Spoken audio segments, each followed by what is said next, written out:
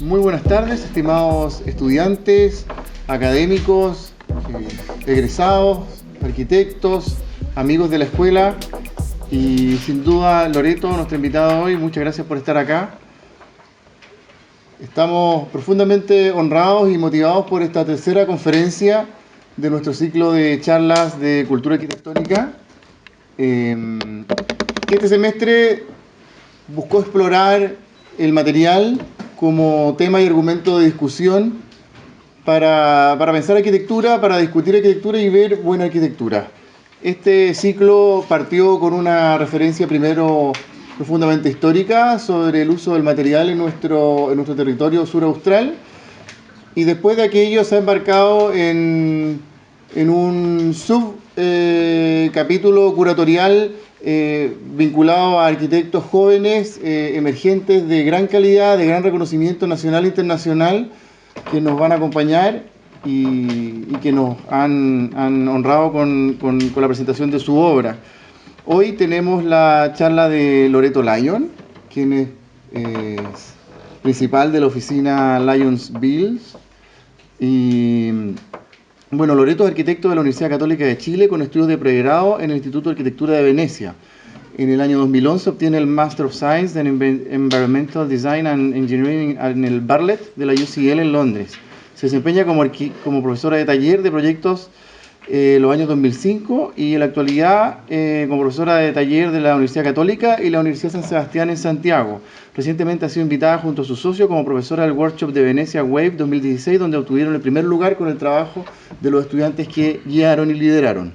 Entre los años 2005 y 2009, Loreto trabaja como arquitecto colaborador y asociada al arquitecto nacional Milan Reich. Luego de vivir y estudiar en Londres, el año 2012, junto a su socio Alejandro Bills, fundan Bills Lyon Arquitectos. Desde esa fecha hasta hoy, el estudio ha desarrollado investigaciones y proyectos de diversas escalas, desde viviendas y oficinas privadas hasta diversos concursos públicos, algunos de ellos donde han obtenido el primer lugar y donde destacan, por ejemplo, la propuesta ganadora, la versión chilena del YAP Constructo, del Young Architects Program, organizado por el MoMA y el PS1, la nueva municipalidad de Nancagua, la restauración del edificio Correos de Chile, la nueva biblioteca del Congreso Nacional, el Liceo Técnico para Punitaqui y el Master Plan para el Campus Lo Contador de la Universidad Católica, entre varios más. Su trabajo ha sido ampliamente publicado en libros y revistas como Blanca Montaña, Wood Architecture Now, Oris de Croacia, ARQ de Chile, Trace Suma Más, 2G Dossier y The Architectural Review. Han exhibido en las Bienales de Santiago, Quito, en el MoMA en Nueva York, en el Maxi en Roma y en el Atlas de Unbuilt World, reciente exhibición curada por el British Council en Londres. En el año 2013 son nominados al premio Debut Award de la Trienal de Lisboa, y Loreto Lyon es nominada para el programa Rolex Mentor and Protégé Arts Initiative, que ha tenido grandes arquitectos y no sé si estará resuelto, si no, ojalá que resulte, porque sería notable estar con un gran arquitecto mundial. En el año 2016, este año, la ediciones ARQ de la Universidad Católica publica la monografía con su trabajo sobre edificios públicos llamada Bills Lyon Arquitectos, Vacíos Públicos. Y bueno, y sin latearlos más, la verdad que me gustaría que dé un caluroso aplauso de bienvenida a Loreto para que nos deleite con sus charlas.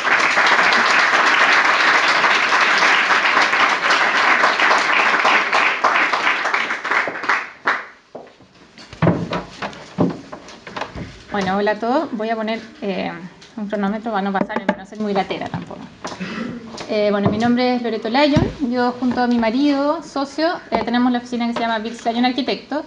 Y en esta charla, que hemos llamado Moldeando Vacíos, se enfoca principalmente en proyectos más bien públicos que hemos hecho en la oficina, que han sido la mayoría productos de concursos públicos. En esta charla más bien nos interesa mostrar algunas de las, como lo vamos a mostrar acá, en estas charlas nos interesa más que mostrar los proyectos, que también los vamos a ver, aborcarlos de ciertos temas que nos han interesado trabajar en la oficina. Estos temas que vamos a ver más adelante los desarrollamos siempre desde imágenes, memorias, recuerdos y experiencias que cargamos con nosotros y que se van combinando en el desarrollo de los proyectos para crear otras nuevas. Irremediablemente pensamos siempre en imágenes y trabajamos con muchas maquetas, como ven acá. Desde el comienzo, cuando revisamos el encargo en un concurso, conversamos con un cliente acerca de un proyecto o visitamos un terreno, o incluso cuando estamos en un lugar y hablamos de las cosas no como son, sino como deberían ser, de inmediato nos invaden las imágenes. de algunas experiencias del lugar en los que hemos estado, vivido, visitado, o incluso que hemos leído o escuchado. Pero ¿cómo se construyen o se materializan estas imágenes en algo nuevo? Estas imágenes las exploramos haciendo. Nuestra oficina, afortunadamente, funciona como un taller, donde se hacen cosas, con maquetas, dibujos, textos, incluso probamos luces, definimos estructuras, materiales, imaginamos usos y movimientos que irán construyendo un telón de fondo de la experiencia que es estar en estos vacíos. Si bien estos temas generalmente aparecen en todos nuestros proyectos, que son los temas que vamos a tratar ahora, en algunos se muestran con mayor nitidez, y es así como hemos organizado esta exposición. Los 5 temas que trataré hoy son el vacío como espacio negativo, que es en parte lo que da a nuestras obras y lo que da el nombre también a nuestra monografía, los bordes y umbrales, luz y sombra, materia y estructura y el cuerpo en el espacio. El vacío como espacio negativo. Voy a explicar nuestra idea de vacío a través del trabajo de Chillida. Chillida en sus dibujos buscaba no la forma que surgía de sus manos, sino el vacío que va quedando, eso que no vemos tan fácilmente, tanto lo que queda dentro como lo que queda entre. Chillida define este espacio como espacio positivo, como el volumen real de la obra, el objeto presente y material, hecho de materia, y el espacio negativo como el espacio que queda dentro, lo vacío, el hueco, espacio que como vacío subsiste entre los volúmenes. Espacio negativo sí, pero negativo como el de una fotografía, esa otra cara de la realidad, donde lo blanco es negro y lo negro es blanco. Lo mismo, pero visto de otra manera, desde el otro lado. Este vacío, pero no vacío como nada, como cero, sino como vacío como algo que sí es. Espacio vacío que es tan parte de la obra, tan elemento suyo como el objeto presente, la materia. Esto nos lleva al siguiente tema, bordes y umbrales. Perseguimos la idea de un vacío entendido como un cuerpo dentro de otro cuerpo, donde la forma del borde exterior no coincide con la del interior, no necesariamente. Buscamos bordes con espesor, bordes porosos que conecten este interior con un exterior de una manera espacial. Bordes que aparecen como umbrales, lugares donde no se está ni en un lado ni en el otro, sino que en ambos a la vez. Me gustaría explicar esto a través de una anécdota de cuando vivimos un tiempo en Londres. Nuestro departamento estaba en un edificio de casas pareadas, unas casas victorianas muy típicas de allá, con vistas sobre la calle del frente y un patio interior lleno de árboles hacia atrás.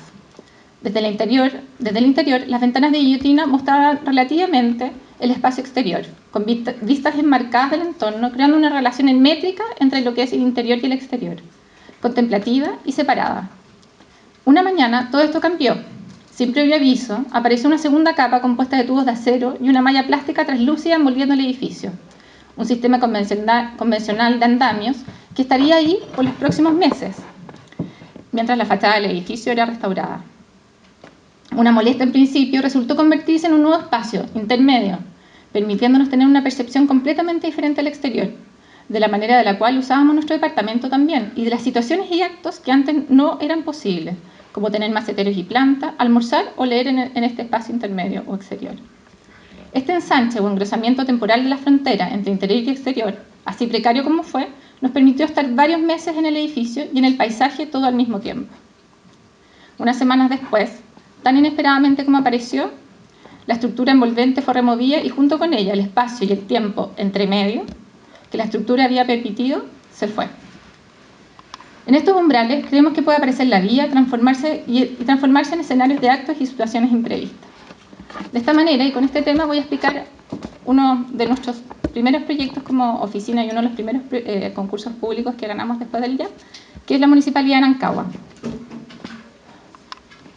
Nancagua es un pueblo rural que está a 2 horas de Santiago, en una localidad agrícola con un entorno patrimonial, que es un poco el que se encierra, digamos, en este círculo, que como muchos de los pueblos pequeños de Chile, podría decirse, ha crecido de una manera bastante desordenada y aquí se puede ver hacia la derecha incluso de su centro, no de una manera céntrica.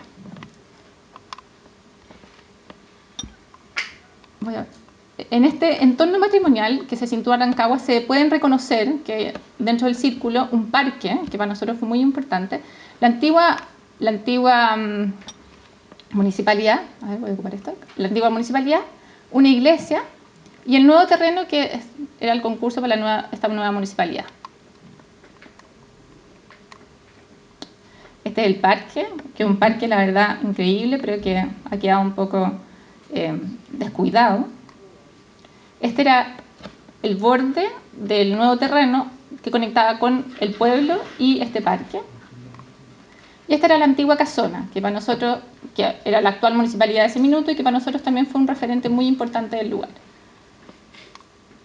De esta casona, no solamente tomamos sus actos, sus vivencias, que se daban en este borde nuevamente, que era este espacio intermedio, esta galería muy propia también de la zona centro, y además una galería elevada, que también eso la hacía muy peculiar y única, sino también sus materiales, ¿ya? Sus pisos, sus muros, incluso su corte. Este es el proyecto que la casona, y este vendría a ser este borde nuevo que nosotros creamos en la nueva municipalidad. Pero nuevamente nos daban un terreno vacío en el que nosotros, más que crear un nuevo proyecto, quisimos crear un nuevo vacío, un nuevo espacio cívico que, al igual que el Ágora de Azo, diera un borde, conformara un espacio de reunión para la gente que vivía en este lugar.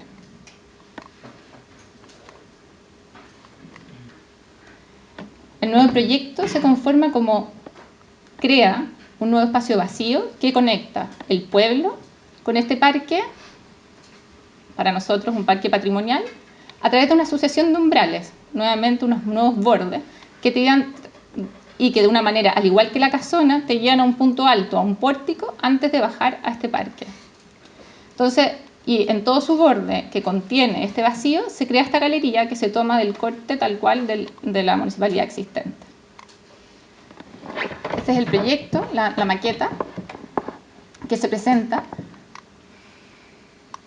Y en este corte que mostramos aquí, lo puse más bien para mostrarles que también no solamente era contener este vacío, sino también conectar este pueblo rural que crecía hacia una izquierda, dándole la espalda a este parque, la verdad es que no lo ocupan para nada, y poder generar este espacio cívico con una pendiente leve de un 2% que sin darte cuenta te llevaba a un pórtico final, quedando a 1,5 metros de altura del parque, en el cual tú desde ese pórtico miras el parque y luego desciendes, al igual que lo hace hoy en día la casona, que era la antigua municipalidad. Siempre dándole como una cierta importancia al parque a través del estar elevado. Y este es el otro corte que muestra cómo se contiene este vacío, esta plaza cívica, que finalmente es lo que a nosotros nos importa y que después les voy a contar en la etapa de la construcción, que incluso llega un punto que nosotros le decimos a la gente de la municipalidad un poco hagan lo que quieran en lo interior, nosotros lo que nos interesa resguardar y que el proyecto aguanta siempre es este espacio público y este lugar intermedio que lo contiene. Aquí voy a mostrar imágenes del concurso que después se van a ir superponiendo con fotos de ahora de la construcción. El entorno, que como vemos bien bonito, se crea una galería completa en el segundo piso. Lamentablemente las fotos son antes como de la apertura y hoy en día ya se encuentra ocupado. El parque siempre al fondo, este traspaso de umbrales, el primer umbral que está en el apriete de estos dos volúmenes, luego hay un segundo umbral que uno pasa debajo de la conexión del segundo piso y donde se cierra este espacio, que es este lugar, y finalmente el último umbral, que es la galería, esta pórtico, galería que termina, que cierra este vacío y que balcona hacia el parque, generando una nueva entrada, como dándole importancia, tratando de que vuelvan a tomar este parque patrimonial y también volver a integrarlo a lo que es el circuito de la ciudad, o del pequeño pueblo, más que ciudad.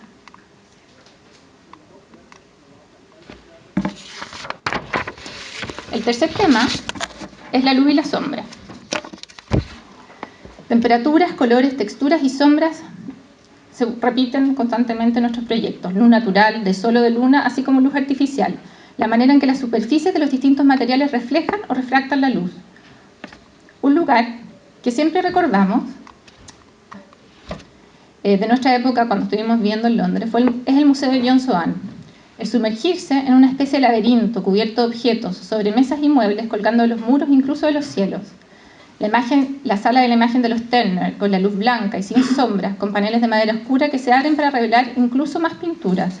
O la habitación, que contiene el sarcófago alabastro de Seti, en el lugar más remoto y profundo del edificio, tenuemente iluminado por una luz anaranjada y temblorosa que baja desde lo alto, rebotando por los objetos en los muros. Estas imágenes irremediablemente se cuelan y aparecen en nuestros proyectos. No es que lo hayamos logrado. Algunos de estos espacios ni siquiera todavía se han construido. Pero lograr estas imágenes es parte de nuestros objetivos. Es así como les voy a mostrar la Biblioteca del Congreso Nacional, que dentro de las imágenes que yo creo que más nos marcó fue la que les mostramos anteriormente. Este edificio, al igual que otros dos que les voy a mostrar, está en el centro de Santiago, en un entorno nuevamente patrimonial. Y no sé si conocen Santiago, pero aquí tenemos la Plaza de Armas, ¿ya? La Catedral de Santiago, y aquí estaba lo que era el ex Congreso Nacional, y este edificio está justamente enfrente. Este edificio es un edificio de conservación histórica. No sé si saben, pero conservación histórica es más bien que no es monumento nacional, pero sí está en una zona que se llama zona típica, que se tiene que conservar la fachada, y por dentro hay ciertos elementos que te piden conservarlo, pero en su mayoría por dentro no tienen mucho valor.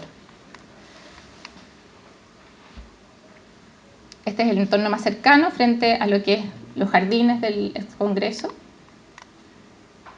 Y este es un poco el entorno de Santiago también, para que no lo conocen, donde se reconoce un entorno de fachada continua, donde los vacíos memorables son los lugares que nosotros queremos como rescatar y poder llevar a este interior.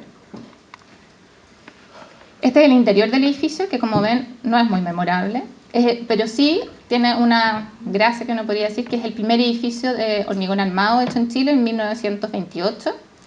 Tiene una estructura de pilar y viga en hormigón armado, o sea, la verdad es que el primer edificio hecho en estructura de pilar y viga en hormigón armado y de planta libre. También tiene una estructura bien peculiar de esta, que va creciendo a medida que las pilares y las vigas se van aumentando a medida que va aumentando el piso. Pero como vemos, su altura no es una altura muy en especial, sus espacios la verdad que son bastante sencillos. De esta manera, nuevamente, otras imágenes que van llenando el proyecto, y uno es Gordon Matta Clark, y de esta forma decidimos que este proyecto necesitamos meterle esa luz de John Soane, hacer un espacio memorable al interior, tal como la Catedral de Santiago, un lugar memorable donde se pudiera percibir esta facilidad completa de este edificio. Es por esto que decidimos perforarlo en diagonal, atravesando todas sus losas, pero dejando su estructura, para luego meter desde lo alto, finalmente esto es lo que queda, para luego meter desde lo alto, a través de una pantalla dorada, luz que a medida que baja de una manera difusa se refleja en un suelo negro con reflejos de piedra. Esta maqueta un poco simboliza lo que se hace, que es la estructura existente, se perfora, y a través de esta perforación en diagonal, una escalera rodeada de libros va recorriendo todo el edificio.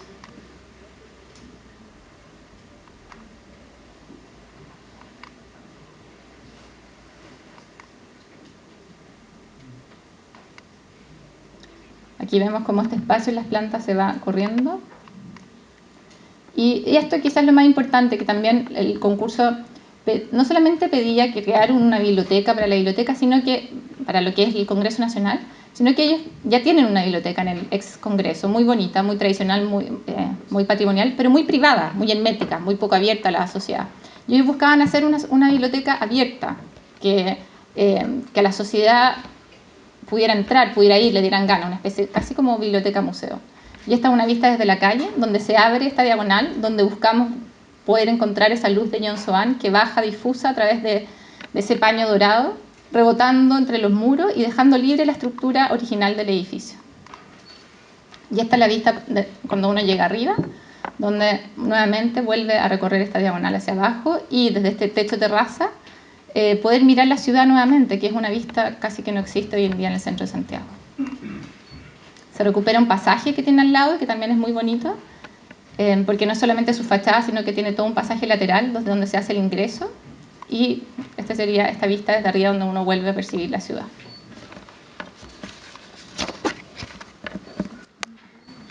El cuarto tema es la materia y estructura. Como todos sabemos, la arquitectura está hecha de materia, de materiales como el concreto, la piedra y la madera. El significado que entrega un material varía y depende del contexto en que se use, la técnica que se construya y la proximidad con otros materiales. El cómo se construye define la experiencia del espacio, el cómo se resuelven los detalles, los encuentros, uniones y bordes. Nos gusta pensar que los materiales tienen una capacidad de despertar recuerdos, de traer a presencia imágenes y experiencias. Esto lo llamamos memoria material. En el proceso de hacer, de dar forma a los vacíos, el material siempre está presente. Varía, es verdad. Pero eso nos obliga a pensar cómo sería la experiencia de estar en un lugar, dependiendo de si vamos a pisar sobre piedra, sobre madera o tierra, o si nos vamos a apoyar contra un muro rugoso o una columna lisa, o si vamos a pensar si vamos a pasar nuestras manos por un pasamano de bronce o de madera. A continuación mostraré los dos proyectos, en el cual el primero busca, a través de la restauración, crear esta atmósfera espacial, y el segundo, a través de su estructura.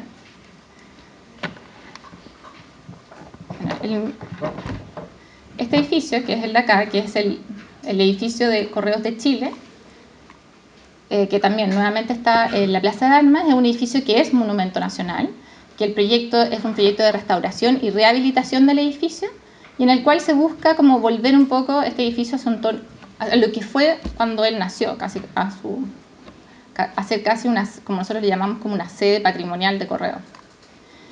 Esta esquina, un poco para contarles la historia, es una esquina muy importante. Fue donde estaba la primera, que no era esta, digamos, era una casa de un piso, la primera casa de gobierno del primer presidente de Chile, el cual se cae en un terremoto en el siglo XIX, y en 1880 se dona este terreno para hacer el primer edificio de Correos de Chile, del mismo Correo. Esta es hecho en 1882, el proyecto original de 2 pisos, y en 1906 Ramón Feldman lo transforma agregándole un tercer piso a un estilo más francés. Como vemos, es el mismo edificio, pero se le agregan decoraciones para dejarlo como a la moda, porque en esa época la moda era de estilo francés. En parte, nosotros, dentro de las teorías de restauración, nosotros definimos una época en la que íbamos a llegar. Trabajamos obviamente con restauradores, sacando muestras y todo, fue un trabajo muy interesante. Y finalmente decidimos que esta era la época en la que íbamos a llegar y todos los elementos que no correspondían al edificio iban a ser sacados. Perdón,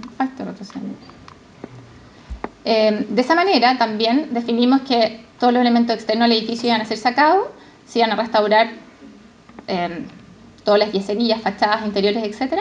Pero también, por unos nuevos requerimientos programáticos, nuestro proyecto elimina todas las escaleras existentes y también por ajustarnos a la moda, y proyecta un sistema de circulación nuevo para los nuevos requerimientos de Correo, que serían unos apéndices casi o muebles que se desprenden del edificio y que serían identificables en todo el recorrido. Esta es una planta de primer piso del edificio donde hay un replanteo completo de su programa. Hoy en día, no sé si ustedes han estado, pero todo este frente está, por así decir la palabra, taponeado, digamos, porque está casi clausurado con unas casillas viejas. Y toda la parte de acá atrás también está muy mal hecho, con unas cajas un poco terribles. Lo que plantea el proyecto es recuperar sobre todo estas dos fachadas, puente y catedral, la esquina, poner una cafetería en esta esquina, que vendría a ser la esquina más importante, que está en diagonal con la catedral, hacerlo un lugar más público y generar un museo de Correos que hoy en día existe, guardado aquí como en estos lugares, ya que tiene una colección de estampillas casi la más increíble, que uno puede contar la historia a través de estampillas, incluso una tienda. Estos patos se recuperan eliminándole todos los elementos anexos que hoy en día tiene, que es hasta un ascensor, y se deja este sector de acá con las nuevas cajas que tiene un pasillo de servicio que conecta con todo un área de servicio. Como les decía, el entorno en el que se encuentra, Correos de Chile. Al lado tenemos lo que es hoy en día el Museo de Historia Natural, pero que fue la antigua casa de gobierno. O sea, esta era la antigua casa del presidente y aquí teníamos lo que hoy en día es la moneda, digamos. Entonces es un lugar muy importante.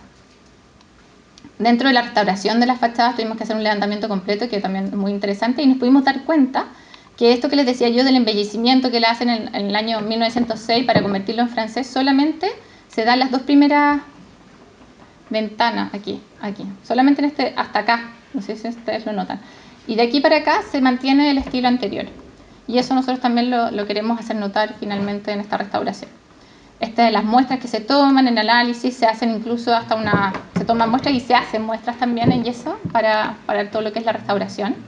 Estos son planos de lo que se retira, que vendría a ser todo lo amarillo, y lo rojo es como lo nuevo. La verdad es que se cambian hasta los pisos volviéndolo a lo original. Como les decía, se recupera toda esta esquina para hacerla más pública, con un museo y una cafetería. Y se generan estas nuevas piezas de circulación, que son unos muebles que se despegan un poco de los muros y se reconocen como piezas. Bueno, aquí también vemos en el corte que por el interior también se restaura bastante. Todas estas yeserías ya no existen, también se vuelven todas a restaurar, se saca el ascensor. Y aparecen estas piezas de circulación que finalmente también son lo que uno reconoce. Aquí tenemos lo que hoy en día es las casillas en esta esquina y lo que nosotros proponemos, esta cafetería. Lo que hoy en día es las cajas, nosotros proponemos un museo. Y lo que son estas 3 piezas de circulación, o 4, porque incluso ha cambiado todavía un poco, todavía estamos en este proyecto y ahora estamos consiguiendo los fondos, pero puede ser que estén para el próximo año. Y bueno, la verdad es que esta pieza ya no existe, que fue una pieza que se nos pidió en el principio y que conectaba con el museo, ahora eso ya no existe, pero sí hay otra pieza de estas, son 2 escaleras iguales, más esta que está al final que conecta solamente el segundo con el tercero y que es para un uso interno. Y estas son las piezas, que son unas piezas completamente de madera, que se distinguen del edificio, se despegan de los muros y aparecen como muebles, un poco diciendo la época que estamos, y nuevamente distinguiéndose bastante con el material del edificio, que el edificio es de ladrillo con madera, pero robusto, digamos. El tercer edificio el otro edificio que les voy a mostrar con respecto a este tema, la materia, es el edificio sobre estación Metro Plaza de Armas, que como vemos está entre medio del edificio Uneus y el de Correos, que ya les mostré. Y a diferencia de los otros dos, que este era edificio de conservación histórica, monumento nacional, que es muy poco lo que se puede hacer, este era un sitio baldío, ¿ya? Pero en un entorno patrimonial, zona A1, que tiene bastantes restricciones.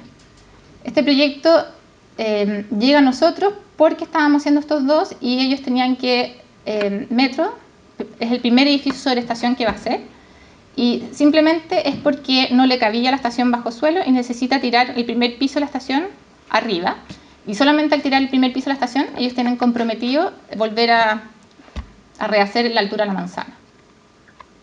Entonces como les decía, está el edificio de la biblioteca, la fachada y este hoyo que aparece, digamos, en la ciudad, producto que ellos tiran abajo un edificio que la verdad que no era patrimonial, era una farmacia del Dr. Simi, porque se había caído un edificio patrimonial, y ellos tienen que, de alguna manera, restituir este hoyo en la ciudad, porque se habían comprometido con esto. Nuevamente el entorno, esta es una foto de época, obviamente, ese era el edificio, ¿ya? Que se cayó, de haber sido en un terremoto en 1906, algo así, y que se reemplaza por la farmacia del Dr. Simi y que finalmente Metro tira abajo, porque como vemos ahí, esa es la parte de atrás de la catedral. Los jardines del ex Congreso, la calle y la farmacia del Dr. Simi. La verdad es que este edificio tuvo bastante variable, entre medio van a ver otra foto por ahí, otra fachada también. Nuevamente trabajamos mucho con fachada. La materia fue un tema muy importante, y no solamente la materia, el material, sino también la composición de la fachada. Este edificio lo más importante era que fuera aprobado por Consejo Monumento, y para eso tuvimos que hacer un estudio bien acabado de todas las composiciones que existían en la fachada, ya sea verticales, horizontales, orden gigante, cómo se sobrepone, y llevarlas un poco a proyecto y explicarlas cómo era, siempre reconociendo también un piso zócalo. Y nuevamente, para nosotros lo más importante de armar este primer piso de estación, que iba a ser el lugar donde uno entra al metro y compra su ticket y pasa el torniquete, era crear un vacío memorable dentro de la ciudad. Era crear nuevamente este espacio como el de la catedral, un espacio que uno recordara como las galerías del centro de Santiago, incluso lugares inéditos dentro de la ciudad que uno después recuerda dentro de su memoria. Imágenes que teníamos en la mente. La maqueta del edificio, que se compone básicamente por un primer piso zócalo con unas bóvedas de doble curvatura en su interior, que arman este interior memorable que conecta con lo que es el metro, y 2 pisos de oficinas para la gente de metro que se componen de pilares de hormigón armado que quedan en la misma plomo de la fachada del pórtico del primer piso, y una fachada entera de alabastro que está es la segunda capa, que permite que al interior hayan oficinas con espacio libre y que no, porque otra de las regulaciones que teníamos era la cantidad de aberturas en la fachada, y como queríamos tener planta libre no podíamos tener muchas aberturas. Entonces decidimos ocupar el alabastro, y gracias a que Metro Construye la línea completa nos aprobaron el presupuesto, y eso permitió que tuviéramos una luz al interior bien increíble. El proyecto de aquí para abajo es de otros arquitectos que hacen la línea completa. Nosotros nos pidieron solamente la parte de arriba, del primer piso hacia arriba. Estas son las bóvedas de doble curvatura que las estudiamos bastante tiempo. Se hicieron los positivos en madera, una maqueta muy grande, casi a escala a 50, de las bóvedas en yeso. Se estudiaron los moldajes con lo que se iba a construir. Y nuevamente estas bóvedas son bóvedas de hormigón armado, con una pintura en base al silicato. Esta es la maqueta de yeso. Estas son las imágenes, donde finalmente la materia, la estructura queda completamente a la vista. Son bóvedas que se construyen enteras de masa, de hormigón, no son para nada falsas, y sostienen y ayudan también al edificio, porque al estar sobre una estación de metro solamente teníamos que salvar una luz de aproximadamente 18 metros y caer en los bordes donde estaban las pilastras que sujetaban, digamos, este hoyo que se hace para el metro. Aquí en el primer piso se ven las pilas, que se llaman, y es ahí donde nosotros teníamos que apoyarnos, y por eso decidimos crear estas bóvedas. Este es el primer piso. Como vemos, todo este primer piso es el primer piso estación, en el que uno entra. Acá hay una línea de torniquete, aquí hay unas escaleras con las que uno baja, un ascensor, y aquí hay un vidrio que separa esta continuidad de bóvedas, porque es un solo espacio, con una segunda entrada por esta esquina. Son dos entradas de esquina que conecta con el edificio que está arriba, que son estas plantas de oficina. Este es uno de los estudios de maqueta, como les digo, uno anterior, donde la verdad es que en una fachada mucho más hermética, más lisa, con menos capas, pero después se nos exige incorporar más capas al proyecto. Y el proyecto, como fue aprobado y como hoy en día está en licitación para ser construido, y de hecho ya empezaron la construcción de lo que es el hoyo. Ahí está la construcción. Y el último tema,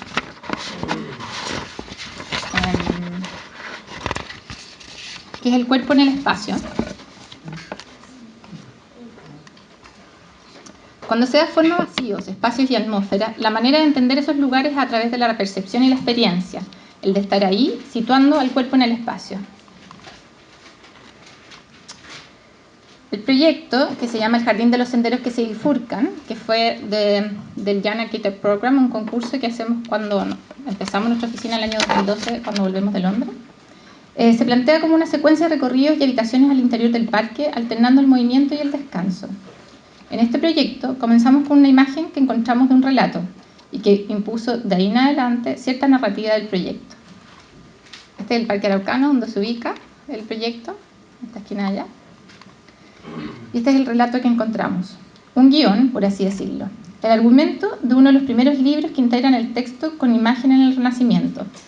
El autor, Hiptenoterapia Polífili, y el libro se llama La lucha por el amor en un sueño. El protagonista, Polífilo, es atormentado con el insomnio después de haber perdido a su enamorada. Polífilo, finalmente, en este cuento, es vencido por el cansancio y los sueños y entra en un bosque denso y oscuro, sin caminos, en busca de un amor perdido. En este viaje, se mueve por lugares extraños y se encuentra con dragones, doncellas, lobos, ruinas misteriosas, huertas, jardines y fuentes. En medio de este bosque oscuro, lo visual dejaba de ser importante y el viaje se transformaba en un viaje sensorial, de descubrimiento y percepción a través de todos los sentidos. Teníamos que dar forma a un pabellón, y en vez de eso nos dedicamos a construir unidades de ambiente o atmósferas, alterando estos lugares de pausa con otros de movimiento y recorrido. Sacrificamos la experiencia espacial, más bien visual, por la proximidad táctil, permitiendo así percibir con intensidad los lugares que eran descubiertos. Queríamos lograr una experiencia intensa de la pequeña escala, y para eso primero teníamos que crear un nuevo ritmo, una nueva escala para el ocio y lo imprevisto, al igual que Polífilo, en su sueño. Buscamos que los visitantes se perdieran, dejando la rapidez de la ciudad detrás, esta quietud que les permitiera percibir de una manera distinta, lenta y pausada e inútil. Mediante esta experiencia sensual se lograría un nuevo entendimiento total del espacio, posicionando al cuerpo de vuelta en el centro de la arquitectura. Investigamos sobre laberintos Hiroto, donde la experiencia es lo esencial. Los laberintos Hiroto generalmente son programas que, al igual que los pabellones, se ocupaban en los parques clásicos a modo de programas dentro del recorrido. Decidimos ocupar el laberinto de Versalles porque era uno de los pocos que encontramos que contenía masa vegetal más que caminos vegetales, y lo que nos permitía generar en su interior lugares de ambiente que fueran reconocidos. De esta forma, con la misma forma del laberinto de Versalles, se fueron creando estos lugares de ambiente que iban a ser estas atmósferas que iban a contener estas nuevas experiencias que iba a tener el paseante. El proyecto tenía esta capacidad de hacer viajar o de revivir recuerdos y memorias, de estar en el campo y transportarte simplemente a otro parque. Finalmente, y paradójicamente, buscando la experiencia intensa en lo pequeño, el proyecto se transformó también en un instrumento de percepción de la gran escala de la ciudad y sus edificios y el paisaje que nos rodeaba. Estas son las imágenes del concurso que muestran esta masa vegetal que fue construida con choclos por un tema de tiempo, pero finalmente también nos sirvió mucho para olvidar la ciudad y poder como traer a la luz lo rural. Y estas unidades o lugares que tenían que ver con los sentidos y que uno iba encontrando en este camino. Estas son fotos de gente que fue al lugar, que algunas son obviamente nuestras, de fotógrafos, y las en blanco y negro de personas que iban al lugar y sacaban fotos y las hicieron llegar. Son 4 lugares. Este es el lugar de los olores, el del agua es el del tacto, hay un lugar para comer y un lugar de la música, que generalmente tratábamos de tener música y la idea era irla buscando una música tranquila dentro de este pasear.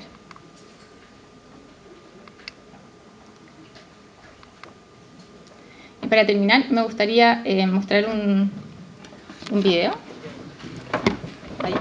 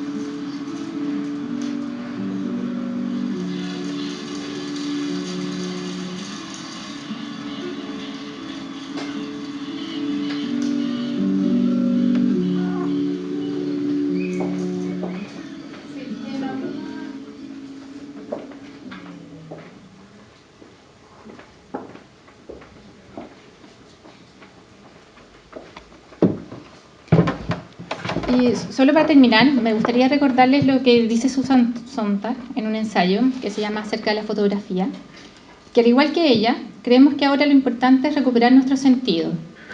Debemos aprender a ver más, a escuchar más y a sentir más.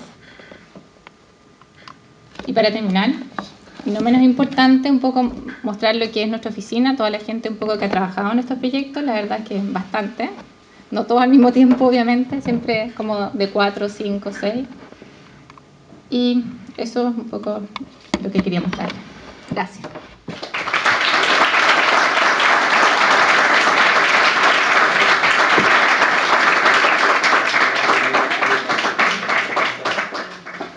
¿Nos permites que le podamos hacer una pregunta?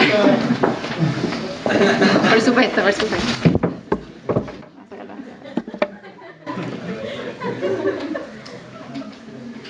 ¿Pregunta? Yo quería felicitar porque la verdad que no conocía varios proyectos que mostraste, son realmente muy bonitos. Y quería dar la palabra a algún estudiante que quiere partir con alguna pregunta o algún académico.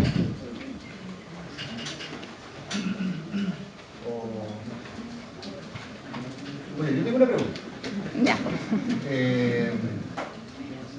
Quería preguntarte que si tienen algún tipo de patrón de inicio de proyectos o algo así, porque encuentro que es súper como desprejuiciado lo que hacen. Sí. Como que todos los proyectos tienen como una naturaleza como súper particular.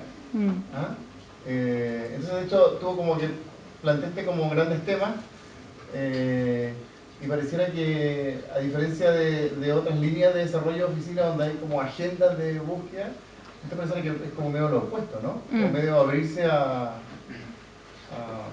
no sé, a lo que le esté pasando, a lo que el encargo diga, a anécdotas, porque no sé, ese texto, por ejemplo, del último proyecto, me imagino que llegó o estaba, no es que estaba como en las bases, digamos. No, siempre, la verdad es que como lo decía al principio, somos una oficina que no solamente hacemos proyectos, sino también hacemos mucha investigación, ¿ya? Nos interesa no solamente las imágenes y textos, o sea, las imágenes, sino también texto. Este texto de Polífilo llegó a nosotros cuando estábamos en Londres y la verdad es que nos encantó, así como muchas historias, divertido porque al final en todos los proyectos yo creo que se repiten la mayoría de los temas, estos 5 temas que hemos encontrado, y yo creo que la mayoría de los arquitectos también. La materia, la luz, son temas que lo tienen, yo creo, la mayoría de la arquitectura. Pero para nosotros empiezan a ser importantes cuando tienen esta imagen o este imaginario, digamos, en un texto, en una imagen. Y en la mayoría de los proyectos no solamente uno, sino que son en muchos. Por ejemplo, en el YAP siempre estaba este imaginario como un parque clásico, un laberinto de perderse, de ir encontrando situaciones.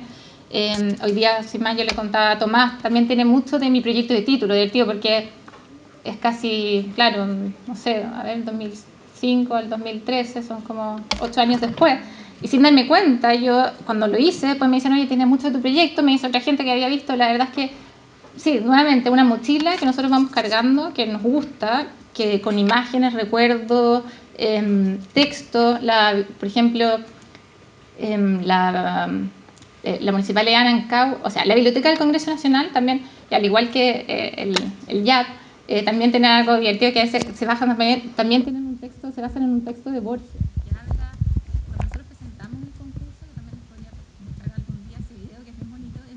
Que muestra un recorrido por dentro del laberinto del YAP y leímos un texto de Borges que se llama El jardín de los senderos que se bifurcan, y ese texto coincidía perfecto con un paseo dentro de nuestro laberinto, y a pesar de que eran dos cosas completamente distintas. Por otro lado, de donde había nacido estaba este texto de Polífilo, de perderse, ir encontrando lugares. Después, por otro lado, está esta investigación que yo había hecho en un minuto de los recorridos dentro de un parque clásico. También el YAP viene a ser como una respuesta también a estos parques en Chile, que se empiezan a llenar de programas muy ajenos al parque. Cuando uno va a un parque quiere olvidarse de la ciudad, quiere olvidarse de todo ese programa como duro, impuesto, y sobre todo en este que es el Parque Araucano, es un lugar que se ha llenado de este programa duro, impuesto, que le hicieron casi un mall adentro, porque la norma lo permitía, desde que hay un mall para los niños.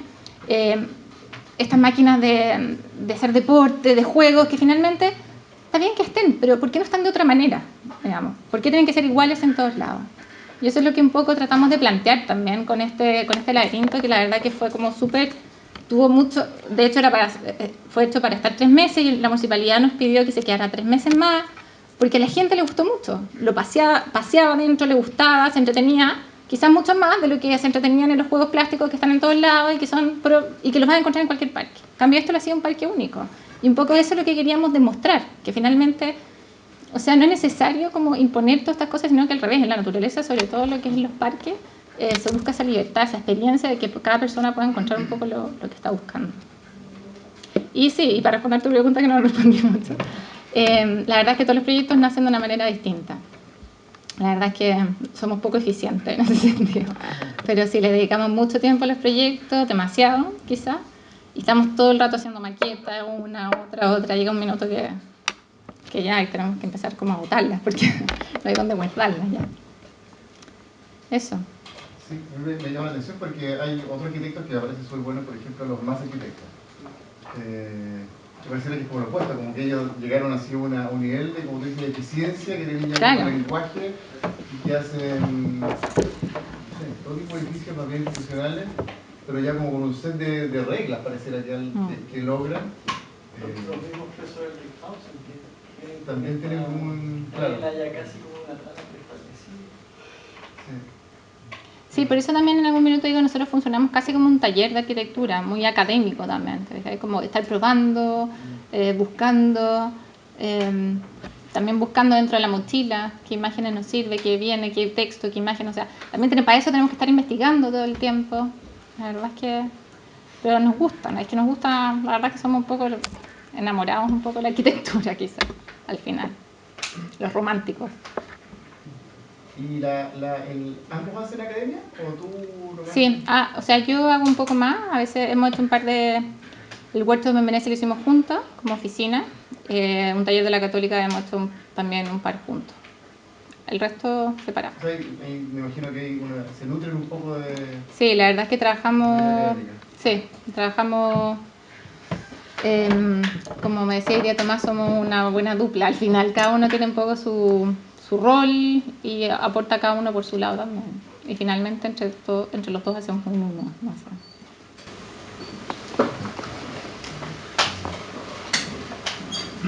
Yo tengo unas preguntas, pero no quiero si quedarme en monólogo.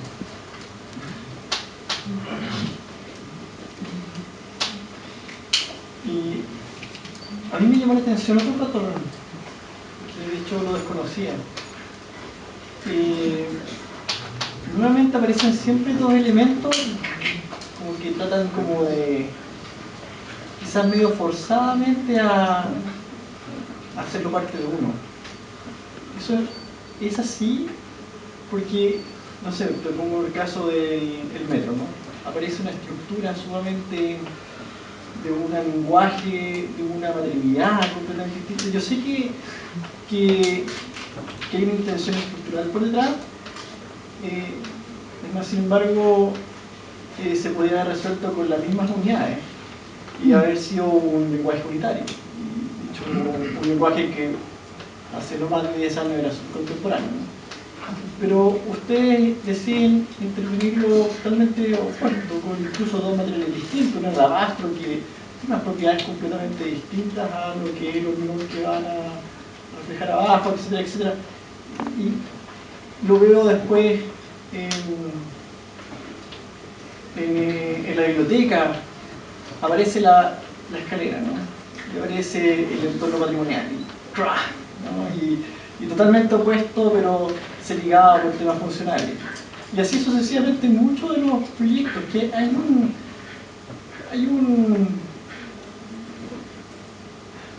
monstruo como medio una quimera, ¿no? De repente medio reflejada, y eso es voluntario, y yo estoy haciendo una formulación que no existe, o hay algo de eso. Siempre querés como ir por partes y querés generar alguna y tratar de lograr ese lenguaje. No, yo creo que quizás es una lectura que me podría darle, porque muchas veces esa segunda parte viene como justificación, más que todo.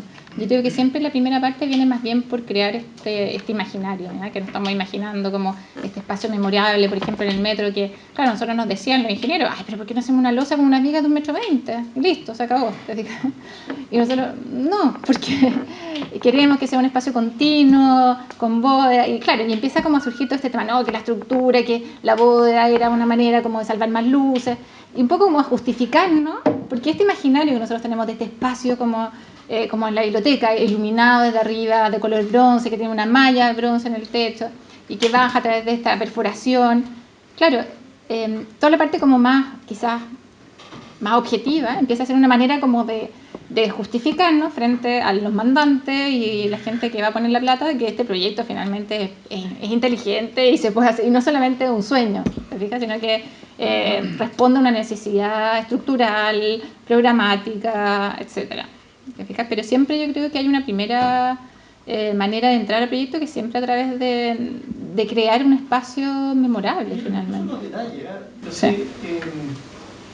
el del metro, por ejemplo, hacer una geometría solamente de dobles curvaturas, ¿no? Y de repente aparece el rigor absoluto de lo funcional en la parte superior, ¿no? Después aparece el proyecto de la biblioteca, y la escalera no cumple con las líneas rectas que quisiera como la estructura que ya se planteó en un inicio, sino que no, se quiebra la esquina para generar ese dinamismo que rompe con el esquema. O sea, hay intenciones súper como... Sí, nosotros trabajamos muy en el detalle, que después igual nos hemos dado cuenta que en Chile, ojalá, y sobre todo en la arquitectura pública, no hay que construir con detalle, porque lo que después construyen es la estructura, no el detalle, digamos. Y así te das cuenta un poco qué pasó en la Municipalidad de Rancagua. Yo cada una de las visitas de obra salía amargada. O sea, yo decía, no puedo creer todo el cariño que le puse a este proyecto, todo el sacrificio, etcétera, y aquí la gente lee lo mismo, ¿me entendéis? Como, oye, yo soy el dueño del proyecto y me da exactamente lo mismo, vamos a hacer lo que nos dé la gana.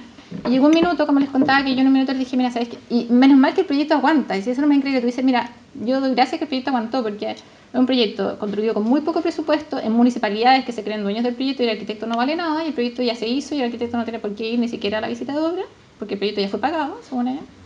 Y ellos lo van a resolver como ellos estimen, pero menos mal, y gracias a que nosotros construimos bastante también con materiales nobles, así como la estructura, si es la estructura queda bastante a la vista en general, y hay como detalles que se van, como las escaleras, que son unas piezas de madera y se van notando como muebles especiales, y gracias a eso que Nancagua subsistió, digamos, porque gracias a que toda esta galería que contiene este espacio vacío es estructural, y es una estructura bastante creíble que fue tomada exactamente de la casona antigua, que tenía esta galería hecha en madera con pilares 20 por 20, nosotros decidimos ocupar la misma altura de galería, el mismo ancho de galería y con el mismo espesor de pilar. Son pilares de hormigón de 20 por 20, que también fue un sufrimiento hacerlo, pero finalmente, porque quedaban súper mal hechos, pero finalmente logramos hacerlo de 3,50 metros de altura y que recorren todo el pórtico, y en el pórtico de atrás son pilares de 20 por 30, muy esbeltos, de 6 metros de altura, que gracias a eso, de que eran de hormigón a la vista, que eran estructurales y que no es algo que no se atreven a tocar, quedan en el proyecto.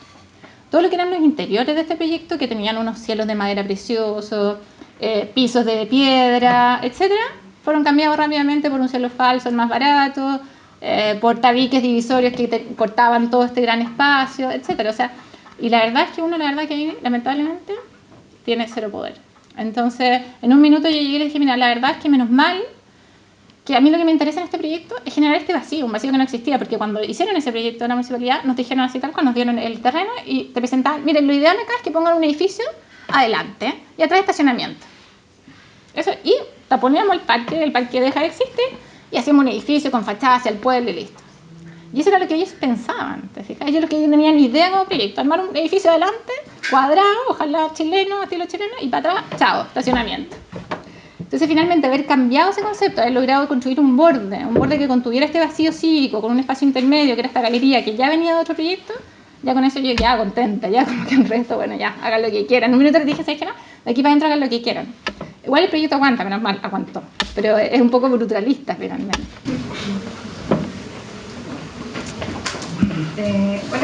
Hola, soy alumna de esta escuela y no sé más o menos cómo empezar, pero me gusta que hace mucho tiempo no veía como que para la arquitectura se empiezan a juntar nuevamente las artes. O sea, por un lado explicaban que lo teórico, veíamos que uno de tus referentes era Marta Clark, entonces tenemos todo este tema como visual que expresa, pero por otro lado también lo vemos en lo que ustedes construyen, que no se dedica solamente a lo funcional, sino que vemos intervenciones. Cuando mostrabas el metro veíamos como una suerte de pabellón en el primer piso que al final es como que el mismo usuario se expone porque se ve desde la calle. Lo que pasa con el tema del jardín también es como una performance, que la gente llegue a través del usuario quizás. Entonces me dudaba algo parecido a lo que mencionaba Drago. Si ustedes como oficina, ¿cómo buscaron esto de que quizás la arquitectura no sea solo funcional, sino más bien como una intervención en la arquitectura misma? Mira, no sé si lo buscamos, pero la verdad es que nosotros nos encanta el arte. Quizás digamos, la verdad es que sí, tenemos mucha razón. Nosotros, nuestro como hacer está bastante ligado, nuestros referentes muy ligados al arte. Siempre estamos viendo, inspirándonos también de ahí. Y nada, como te decía, o sea, yo creo que lo funcional para nosotros siempre es como importante para poder explicárselo al mandante, etcétera, pero es un ítem más, es un programa más. Mira, necesito piezas, ya, listo, es un ítem más. Pero lo más importante finalmente nosotros es lo que queremos transmitir, cómo queremos que sea este lugar.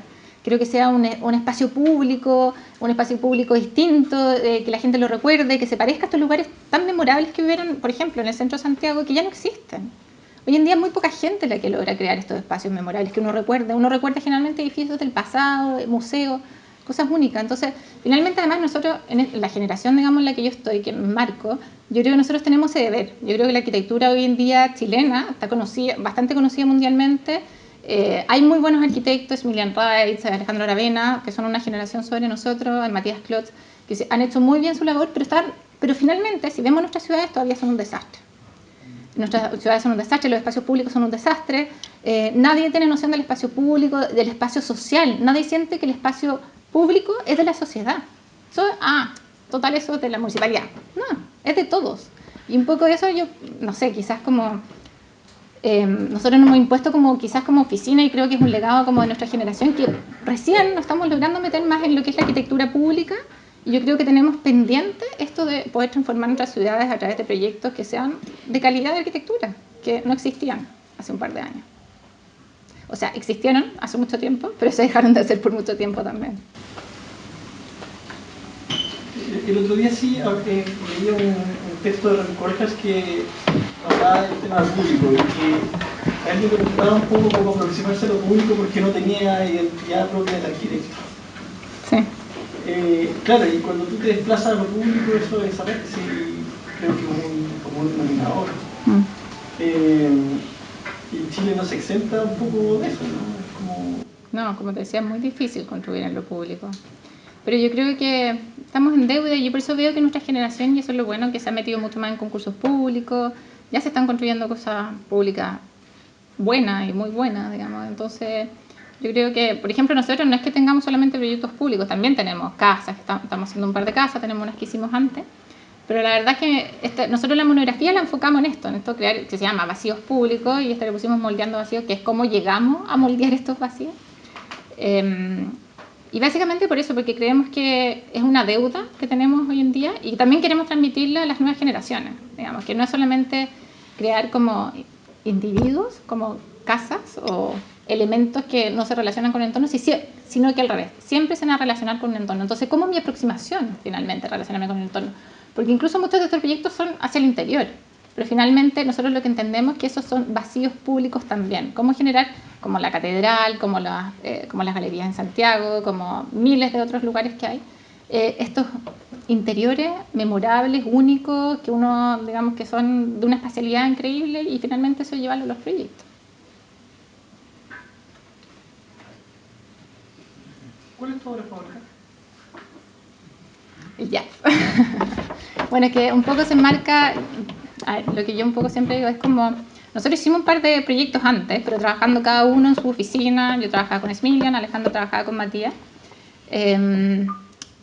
Pero realmente cuando formamos nuestra oficina, que fue el año 2012, cuando volvimos de Londres, nos instalamos en un lugar, el primer proyecto que hacemos y ganamos es el JAP. Entonces, claro, es como, le tengo un cariño especial, la verdad, es como casi el primer hijo. Entonces,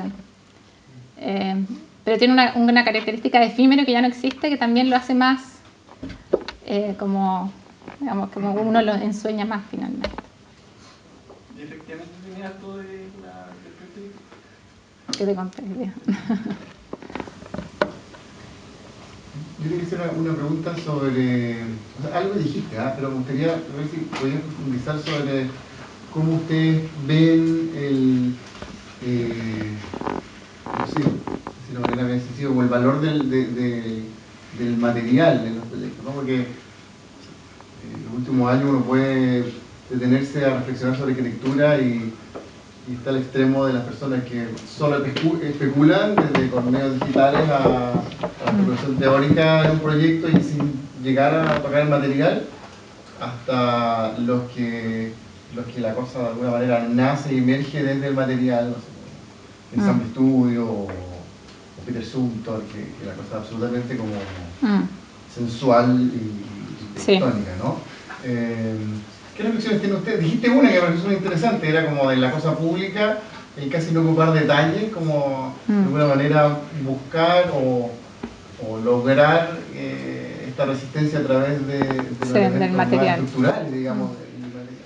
Sí, la verdad es que nosotros, bueno, un poco, a ver, no nos especializamos en un material, no somos ni arquitectos de madera, pero sí lo ocupamos todo finalmente. Estamos haciendo un proyecto de madera, hemos hecho bastante en hormigón, quizás con lo que uno más es más fácil también, ladrillo, etcétera.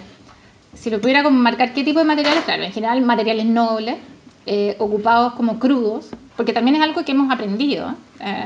No sé, el YAP, por ejemplo, que es de madera, ojalá con lo menos detalles posibles. Fue hecho con, por ejemplo, el YAP fue hecho con andamio, en desuso. Los antiguos andamios eran tablones de madera. Hoy en día, por norma, ya no se pueden ocupar. Mi papá, que construye, tenía, no sé, 2000 apilados en una bodega. Fuimos, los sacamos y los pintamos amarillo. Por eso también los pintamos, porque están realmente feos. Entonces ocuparlos como, en general siempre hacemos también una pequeña investigación del material, lo ocupamos como en su nobleza, en su pureza, o sea, tratar de exponerlo al máximo, que ojalá si es madera, que se ponga gris con el tiempo, que note esos años que pasan, igual en hormigón. Por ejemplo, a mí Nancagua también me gusta mucho porque finalmente es así, es como brutal, es un poco brutalista, es el hormigón puro y duro hacia la vista, pero también fino, unos pilares súper delgados que son casi medio...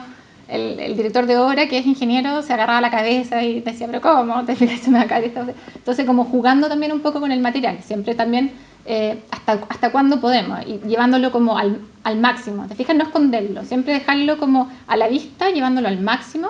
Y también, lo que también dije entre medio, lo que nos gusta mucho del material es también evocar recuerdos con el material, que a través del brillo, las texturas, la rugeza, lo rugoso, lo que son, etcétera, armen una atmósfera distinta. Para nosotros cada material de cada proyecto es súper elegido. O sea, por ejemplo, la Biblioteca del Congreso Nacional, todo el pasamanos de bronce y se conecta con este cielo que es de bronce, que es una malla de bronce de Hunter Douglas, que es una especie de cielo falso que recorre todo el piso de arriba y un poco trayendo esa luz de bronce hacia abajo, ¿te fijas? Y reflejan un piso de piedra, que es una piedra negra, un granito negro, que también nos importa que esté muy pulido, y eso sale todo en el proyecto. O sea, no está como, lo voy a ver ahí, no, va desde el principio, hasta cuando lo pensamos. O sea, esto tiene que ser un granito negro pulido, y no puede ser un porcelanato, no me sirve, no, tiene que ser un granito y una piedra. Y no sé si te fijaste una maqueta que había ahí de la biblioteca, que como más conceptual, que era solamente la escalera y tenía un pedazo de piedra negra de granito abajo y una lámina dorada arriba, finalmente. Y eso es como, ahí están los materiales, ¿te fijas? La verdad es que para nosotros los materiales sí es muy importante, pero también por lo que ellos transmiten, y mostrarlos siempre como en su crudeza máxima y estrujándolos al máximo, o sea, llegando hasta ocupando el detalle por sí que le corresponde, digamos, al material que se está ocupando. Eso. Tengo una pregunta en relación al referente, no solo en arquitectura, sino que en diseño y de repente también en publicidad. Uno que siempre parte con el referente, pero después como que busca el camino de irse alejando del referente y agarrar como el proyecto como propio. Y en la escuela también uno trabaja en base a muchos referentes, pero siempre lo ve muy lejano, como es como el punto de partida.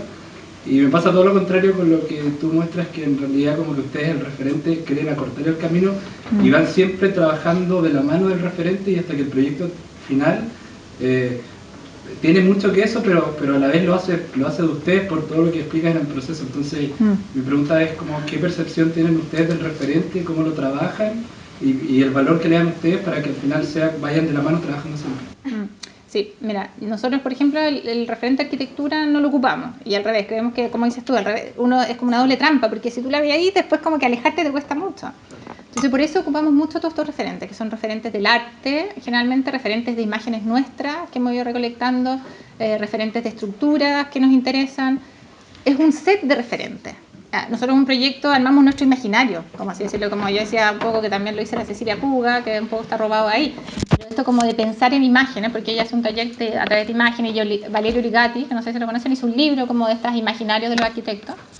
Y la verdad es que sí, trabajamos un poco quizás más de esa manera, como con un set de imágenes en el cual nos armamos un imaginario y en el cual, al revés, son como, por ejemplo, para la Biblioteca del Congreso Nacional, yo ahora viendo la presentación me doy cuenta que me faltan muchas imágenes, porque si le llamo como, claro, voy a mostrar, me faltan muchas imágenes, porque por ejemplo para la pura biblioteca era la imagen de John Soane, era una imagen de las estructuras que es un arquitecto de Shinohara, que tiene unas estructuras a la vista, en cruz, de hormigón, Gordon Matta, Clark, esos eran como los principales, y después una escalera, una litografía, es como una especie de grabado de la escalera sin fin que aparece en el texto de Borges. Después de como, no sé, desde miles de imágenes. Entonces todo esto va creando una especie como de panel, ¿te fijas? Con este imaginario que son como, ya, esto es lo que yo quiero dejar la estructura a la vista, quiero tener esta luz, quiero perforar, como dices, quiero crear un espacio entre medio de este lugar que está como ahogándome. Y eso, yo voy tratando de eso. Entonces, sí, tal como tu observación la encuentro muy buena, como no me trato de alejar, sino que trato de incorporarlo. Pero sí, son otro tipo de referentes, son referentes como de cosas, de imágenes, de estructura, de luz, de materia, de borde, de espacio intermedio, de vacío. Aparte que son referentes que lo utilizan no literalmente ni figurativamente, No. sino que les brindan contenido Claro. a su reflexión. Exactamente. Yo quería hacer un comentario quizás más que una pregunta. Yo creo que... Una crítica. ¡Qué susto! No, creo que la manera de que ustedes actúan y que genera como todas estas preguntas es súper valorable, muy propia, muy íntima, muy difícil de robar también. O sea, si yo quisiera trabajar como ustedes probablemente no me saldría. De la misma manera que Smilian tiene una manera de buscar sus referentes, y cuando nosotros estábamos en la universidad uno veía las charlas de José Cruz y él aparecía con la filosofía y la nube, el croquis que se le aparecía en ese momento, y uno decía, bueno, ¿cómo puedo yo pensar como José Cruz? Y es imposible porque es su manera. Entonces yo encuentro muy bonito como lo muestra, muy valorable, difícil de que no sé si yo lo podría adoptar o no podría adoptar, y creo que eso no es lo importante.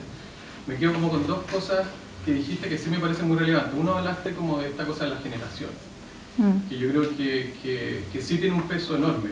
Ser generación puede provocar un cambio en las ciudades, como dices tú, mucho más de lo que puede lograr un lobo solitario, un talento suelto, un loco que no deja de brillar, pero brilla solo.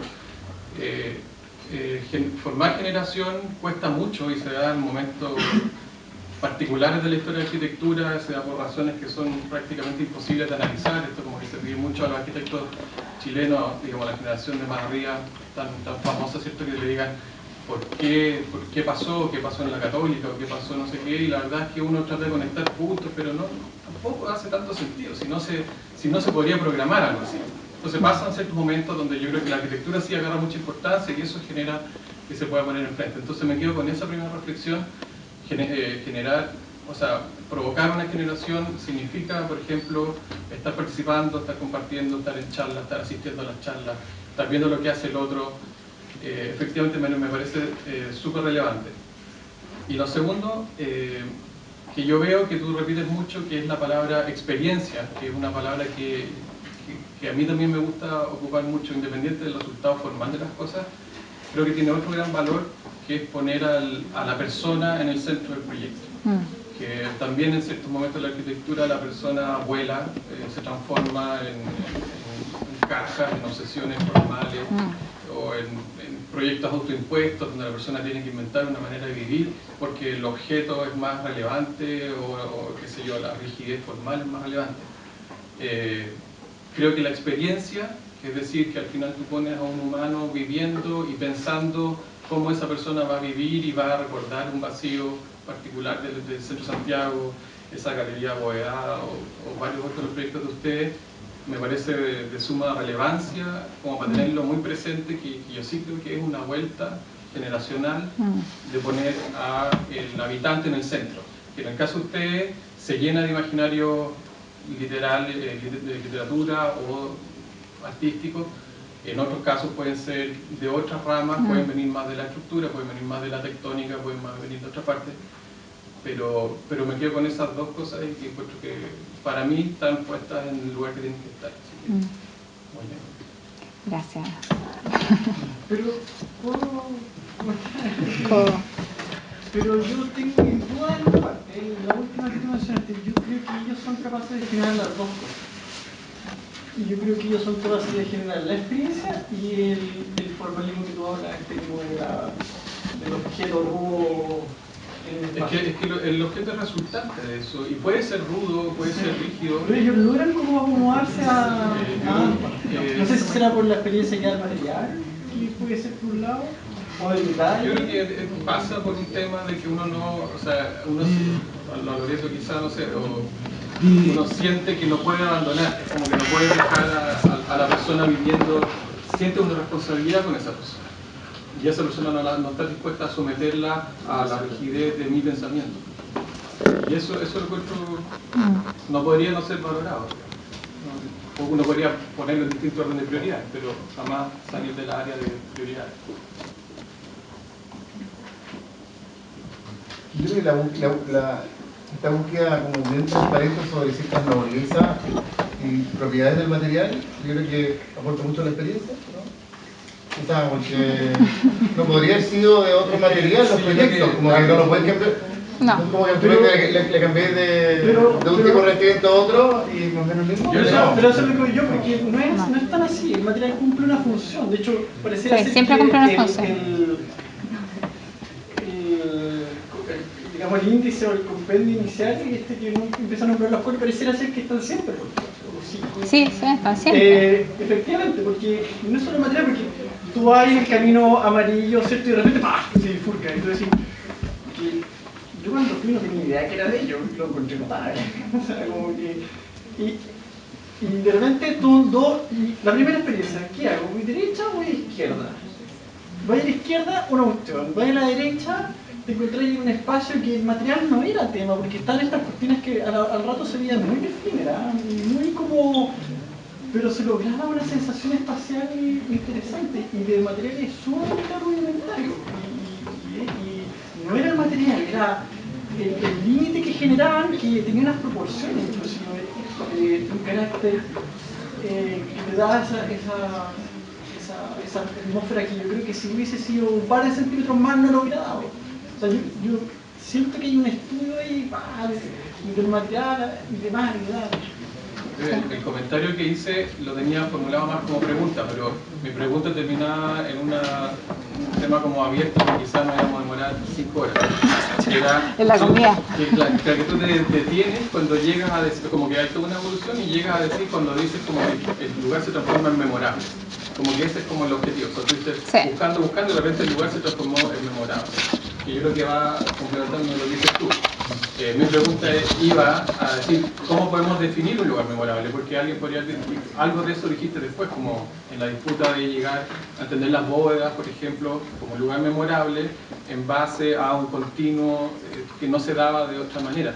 Pero yo veo que en definir lo memorable, que sí creo que tiene componentes de tectónica, de material, probablemente de proporción, probablemente de actos, probablemente de atmósfera y todo lo que sabemos que empieza a dar lugar, que es lo que al final decide cambiarlo como por la experiencia. O sea que, pero sí iba un poco a decir, oye, ¿cómo uno puede decir que cuando te quedaste tranquilo que, bueno, que ese lugar es memorable?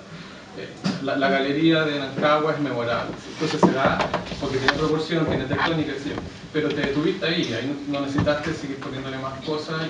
O sea, mira, pero me detuve porque tengo que detenerme por una cosa de tiempo. Y eso es lo que también me gusta de los proyectos públicos, que lo bueno es que te detienen. Porque nosotros el problema que tenemos, cuando decía poco eficiente, que al final mi oficina llega a ser demasiado poco eficiente por la cantidad de búsqueda que hay. Y en un minuto, por ejemplo, en las casas, ya llevamos un año de anteproyecto, ¿entendés? Entonces, la búsqueda es tanta que en un minuto es como, pucha, que ganas que fuera un concurso público que yo sé que aquí se acabó mi búsqueda. Porque yo podría seguir, como te digo, en correo llevo 2 años y todo el rato está cambiando. No porque yo quiera, sino que han habido cosas programáticas, etcétera, que han ido cambiando. Pero la búsqueda, yo creo que un proyecto de arquitectura nunca está terminado. Nunca está terminado.